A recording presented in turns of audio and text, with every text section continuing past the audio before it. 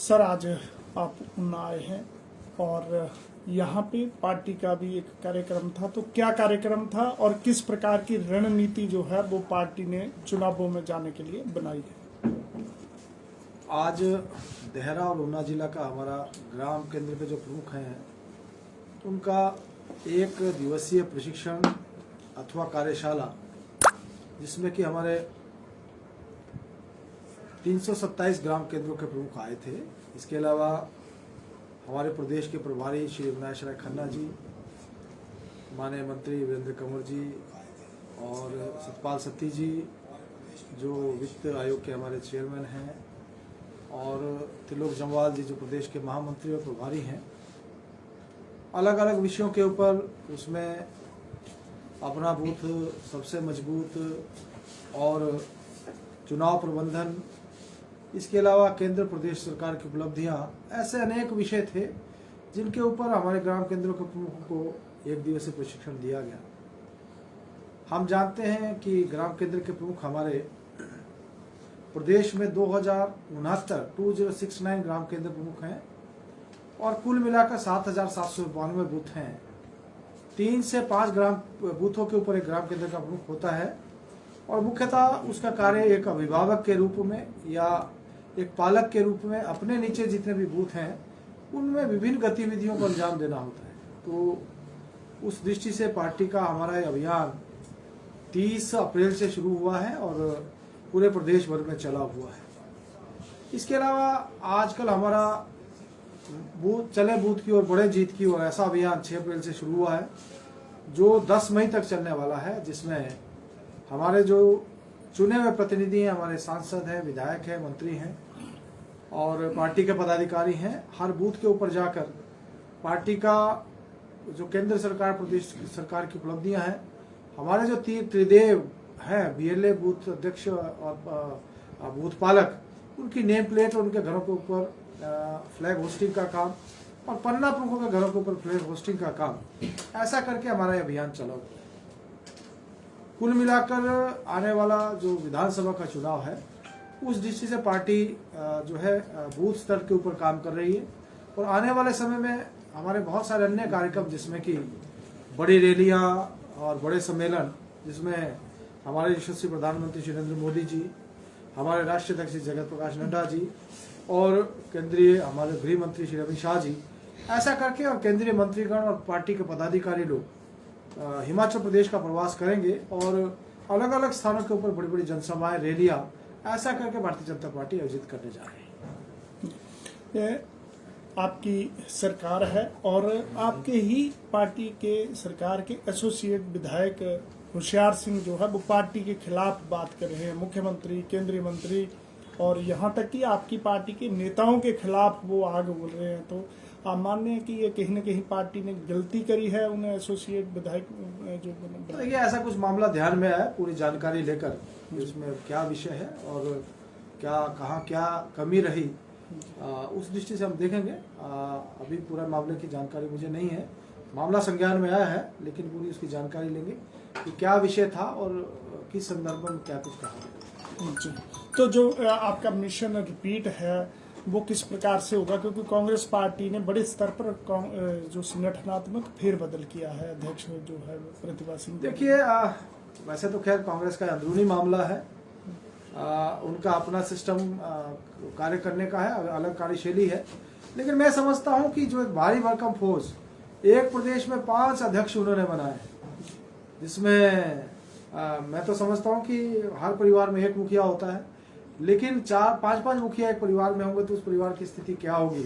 आप अंदाजा लगा सकते हैं कि घर में आज कई बार जो है परिवार के लोग अपना जो प्रमुख व्यक्ति जो मुखिया होता है उसकी नहीं मानते, तो 5 लोगों की कैसे कोई मानेगा। तो जो स्थिति पहले से इनकी थी, जो अंतर्द्वंद चला हुआ था, मैं समझता हूँ कि आने वाले समय में और ज्यादा उसमें बढ़ोतरी होगी और अब तो समझो अलग अलग गुट जो है वो पार्टी के इन्होंने तय कर दिए हैं, तो निश्चित रूप से आने वाले समय में गुटबाजी इनकी और ज्यादा प्रखर होगी, ऐसा मेरा मानना है। नेता प्रतिपक्ष इसी जिला से आते हैं, उनका कहना है कि भाजपा सरकार को अब अपना बोरिया बिस्तर समेट लेना चाहिए, क्या ये तो वक्त ही बताएगा किसका बोरिया बिस्तर बंद होता है। मैं समझता हूं कि प्रदेश सरकार ने 4.25 वर्षों में बहुत बढ़िया ढंग से काम किया है, चाहे वो विकास की दृष्टि से हम बात करें। हमारे मुख्यमंत्री, हमारे सभी मंत्रीगण और पार्टी के सभी लोग, चाहे वो सरकार की बात करें, संगठन की बात करें, मिलकर काम कर रहे हैं। और हमने जहां विकास की दृष्टि से नया स्थापित किए हैं, प्रदेश सरकार ने कोविड नियंत्रण में भी बहुत बढ़िया भूमिका निभाई। जब हिमाचल प्रदेश देश का पहला राज्य बना, इसमें प्रथम डोज, सेकंड डोज सबसे पहले पूर्ण किया। तो मैं नहीं समझता हूँ कि किसी प्रकार की दिक्कत सरकार और संगठन की दृष्टि से कहीं पर भी हमको आने वाली है। आज हिमाचल प्रदेश का संगठन पूरे देश भर में अव्वल माना जाता है और हमारे राष्ट्रीय अध्यक्ष कई जनसभाओं में कह चुके हैं कि हिमाचल का मॉडल पूरे देश भर को फॉलो करना चाहिए। तो ऐसी स्थिति में आज भारतीय जनता पार्टी खड़ी है। ये जो मिशन रिपीट आपकी जो प्लानिंग चल रही है, तो क्या अर्ली इलेक्शंस भी आप सोच रहे हैं करवाने के प्रदेश में? देखिए, मैं नहीं समझता कि ऐसी कोई स्थिति, क्योंकि भारतीय जनता पार्टी का अपना जो 4.25 वर्ष का कार्यकाल उपलब्धियों भरा रहा है और 6 महीने का कार्यकाल भी बाकी है। तो मैं समझता हूँ कि पूरा कार्यकाल और उसके बाद ही हमारे चुनाव। आम आदमी पार्टी की जो मुहिम है कि हिमाचल में, उसको लेकर आप क्या क्या सोच? देखिए, आम आदमी पार्टी का तो हिमाचल में आते ही उनका जो दुर्दशा, मैं समझूंगा जो हश्र उनका हुआ है, ऐसा शायद किसी का नहीं हुआ होगा। आते ही उनके प्रदेश अध्यक्ष, उनके जो प्रदेश के महामंत्री संगठन और उसके अलावा उनकी जो महिला मोर्चा की जो प्रदेश की अध्यक्षा और एक उनका जिलाध्यक्ष, 4 लोग एक साथ पार्टी उनकी छोड़कर भारतीय जनता पार्टी में सम्मिलित हुए। पिछले कल ही हरप्रीत सिंह बेदी जी, जो कि उनको पार्टी ने निष्कासित किया, जो सोशल मीडिया उनका प्रदेश का देख रहे थे, उनको जो है आम आदमी पार्टी ने उनसे छुटकारा पा लिया। तो ऐसी स्थिति आज आम आदमी पार्टी की, उनके लोग जो है आम आदमी पार्टी को छोड़कर भारतीय जनता पार्टी में आज जो है ज्वाइन कर रहे हैं। और वैसे भी मैं समझता हूं कि आज जैसी स्थिति दिल्ली की है और हिमाचल प्रदेश उससे बहुत बेहतर है। और हिमाचल के जो उन्होंने प्रभारी बनाए डॉक्टर सितेंद्र जैन जी, आज उनकी स्थिति देखिए, दिल्ली के अस्पतालों का क्या हाल है। सोशल मीडिया के अंदर लोग चीख चीख के कह रहे हैं कि अस्पतालों की दुर्दशा है। और मंत्री जी हिमाचल में जो है भ्रमण के ऊपर आए हुए हैं, तो वहाँ बदतर स्थिति के होते हैं हिमाचल प्रदेश में। मैं नहीं समझता कि उनका किसी प्रकार का आधार बनने वाला है। हमारी सरकार ने बहुत अच्छे से काम किया है। हम शिक्षा के क्षेत्र, स्वास्थ्य क्षेत्र और मैं समझता हूँ महिला सशक्तिकरण के क्षेत्र में आज देश भर में नंबर 1 पर है। तो मुझे किसी प्रकार की दिक्कत यहाँ नहीं लगती।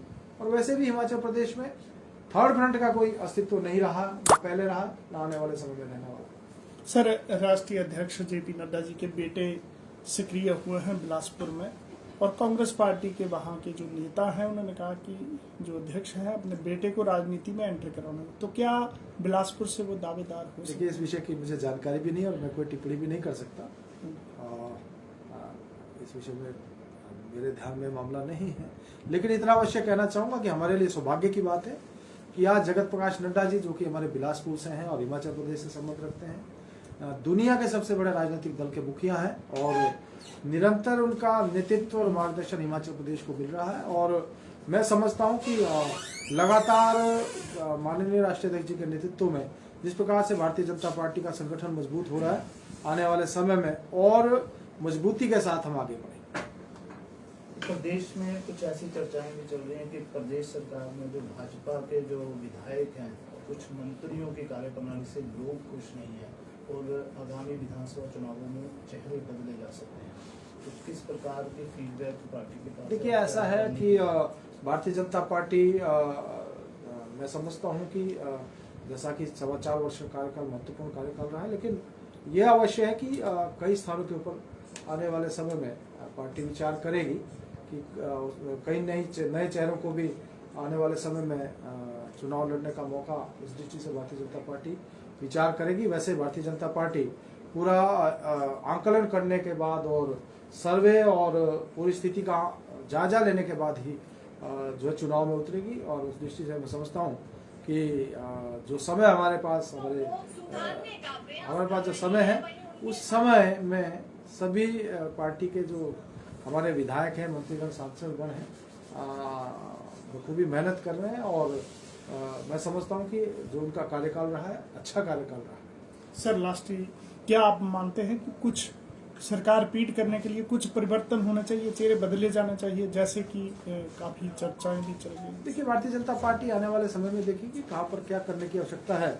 और ये बात सही है कि मिशन रिपीट को कामयाब करने के लिए हम जो भी कदम उठाए जाने की आवश्यकता है उठाएंगे ताकि हम अपने मिशन में कामयाब हो सकें। मीरपुर संसदीय क्षेत्र में कार्यकर्ताओं में कहीं ना कहीं एक मौजूदा सरकार के प्रति वो है, थोड़ा सा गैप है कि उनकी बात नहीं सुनी जा रही है या कुछ इस ढंग की, तो आप इस बारे में क्या नहीं, मैं ऐसा नहीं समझता। जिस प्रकार कुछ से पुराने कार्यकर्ता खासकर इसमें मैं ऐसा मानता हूं कि 4.25 वर्ष में प्रदेश के मुखिया जयराम ठाकुर जी पूरे प्रदेश में समानांतर विकास करने के लिए हर संभव प्रयास करते रहे और हर विधानसभा क्षेत्र में एक बार नहीं अनेकों बार उनके दौरे हुए हैं, जहाँ भी गए हैं, जो भी कहा उन्होंने करने का प्रयास किया है और पूरे प्रदेश में समानांतर विकास करना और उस दृष्टि से हम आगे बढ़े।